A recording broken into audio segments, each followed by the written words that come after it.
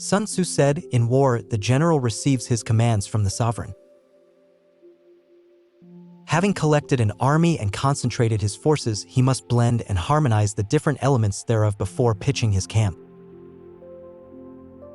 After that comes tactical maneuvering, than which there is nothing more difficult.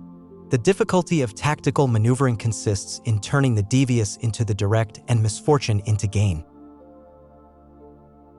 Thus, to take a long and circuitous route after enticing the enemy out of the way and those starting after him to contrive to reach the goal before him shows knowledge of the artifice of deviation.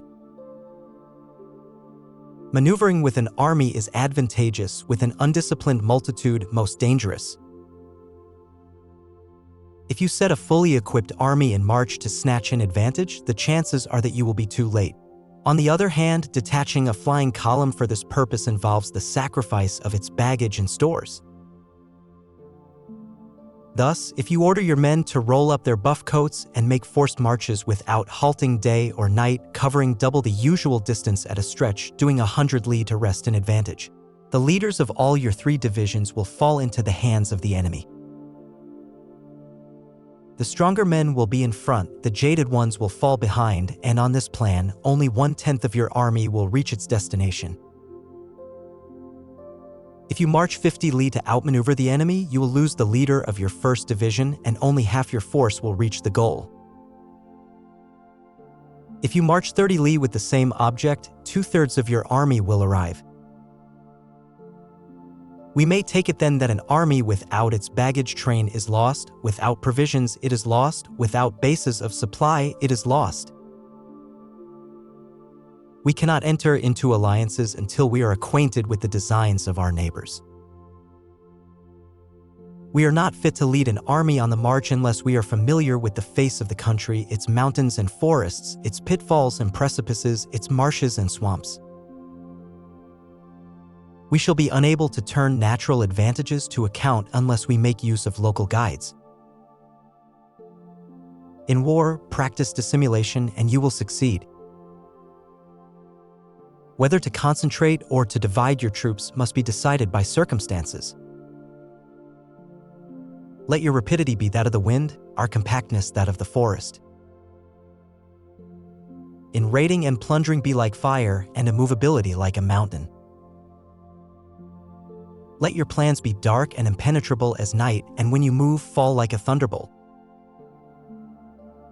When you plunder a countryside, let the spoil be divided amongst your men. When you capture new territory, cut it up into allotments for the benefit of the soldiery. Ponder and deliberate before you make a move. He will conquer those who have learned the artifice of deviation, such as the art of maneuvering. The Book of Army Management says that in the field of battle, the spoken word does not carry far enough, hence the institution of gongs and drums. Nor can ordinary objects be seen enough, hence the institution of banners and flags. Gongs and drums, banners and flags are means whereby the ears and eyes of the host may be focused on one particular point. The host thus forming a single united body, is it impossible either for the brave to advance alone or for the cowardly to retreat alone. His is the art of handling large masses of men. In night fighting, then, make much use of signal fires and drums, and in fighting by day, of flags and banners as a means of influencing the ears and eyes of your army. A whole army may be robbed of its spirit, a commander-in-chief may be robbed of his presence of mind. Now a soldier's spirit is keenest in the morning, why noonday it has begun to flag, and in the evening his mind is bent only on returning to camp. A clever general, therefore, avoids an army when its spirit is keen but attacks it when it is sluggish and inclined to return. This is the art of studying moods. Disciplined and calm to await the appearance of disorder and hubbub amongst the enemy, this is the art of retaining self-possession. To be near the goal while the enemy is still far from it, to wait at ease while the enemy is toiling and struggling, to be well fed while the enemy is famished, this is the art of husbanding one's strength. To refrain from intercepting an enemy whose banners are in perfect order, to refrain from attacking an army drawn up in a calm and confident array, This is the art of studying circumstances. It is a military axiom not to advance uphill against the enemy nor to oppose him when he comes downhill. Do not pursue an enemy who simulates flight. Do not attack soldiers whose temper is keen. Do not swallow a bait offered by the enemy. Do not interfere with an army that is returning home.